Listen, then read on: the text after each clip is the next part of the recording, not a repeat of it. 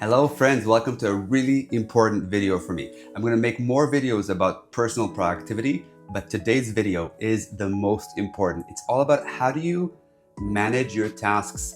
I'm not going to talk about specific tools. I'm going to talk about one concept that's completely going to change how you feel about your tasks. Let me just establish the basics, and apologies if this is obvious to you, but usually in our full and busy days, we have events or meetings or things that are on the calendar because they start at 10 and they end at 11:30. And we have tasks or reminders. I'll use tasks and reminders interchangeably. Those are things that you just have to do, like pick up something from the pharmacy.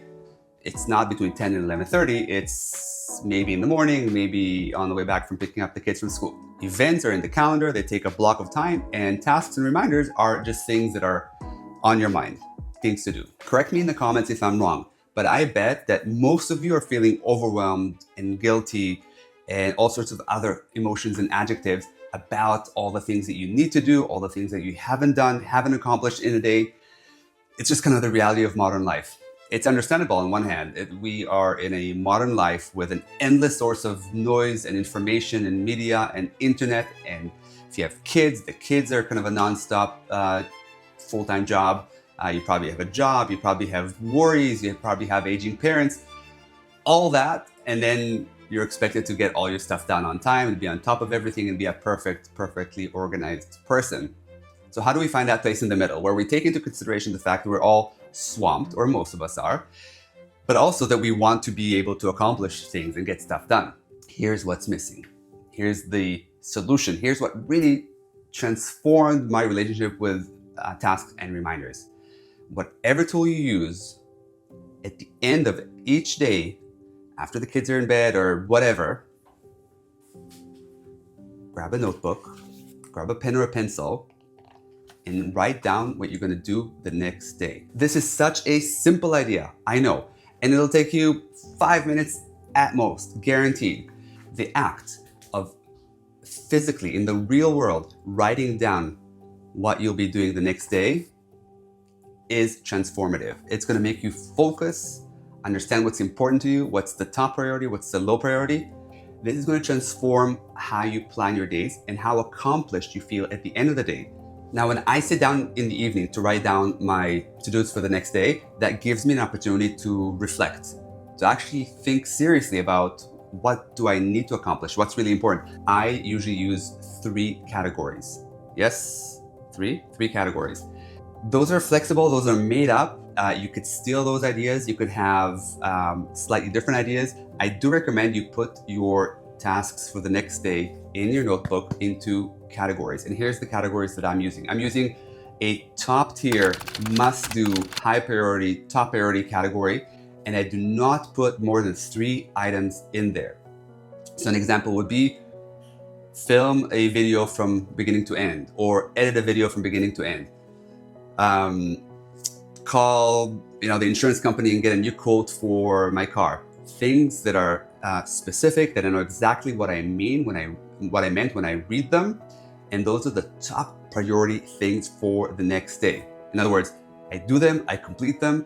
Even if I haven't done anything else, I'm a winner. Get it? Yeah. Okay.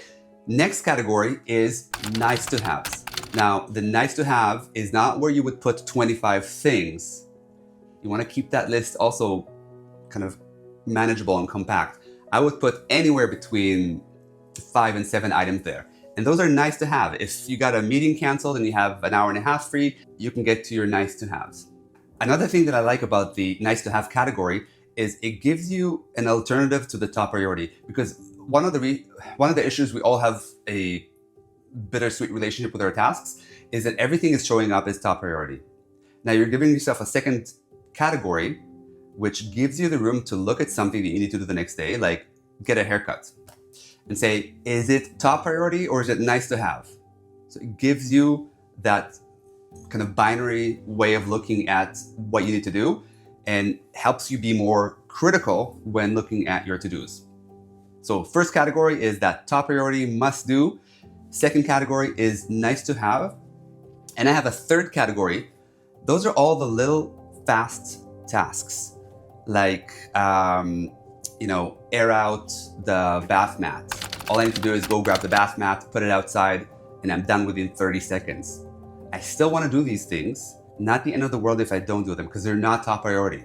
But I want to put them down on paper. Again, I want to offload all that information from my brain, and I put them down under, I call them sweet and easy, or quick tasks, or something like that. I'll put all the small things that I wanted to do, like throw out this, take out the garbage, whatever it is, small and fast that you want to do, that's where you put those tasks at.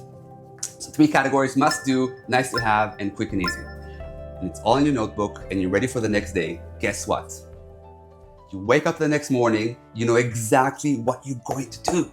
It's amazing. It's a great, great feeling. You know exactly what you want to do. You don't have a bunch of lists in different places with tasks and reminders and things to freak you out. You have a simple plan. It takes 5 minutes. Try it out, and it will completely transform how you look at your tasks. It'll give you ease in your life. Thank you so much for joining this video. It was really nice to have you. I will make more videos about personal productivity. It's a subject I'm very, very passionate about. It's kind of like organizing, but organizing your activities and your actions and your priorities for the day and your life.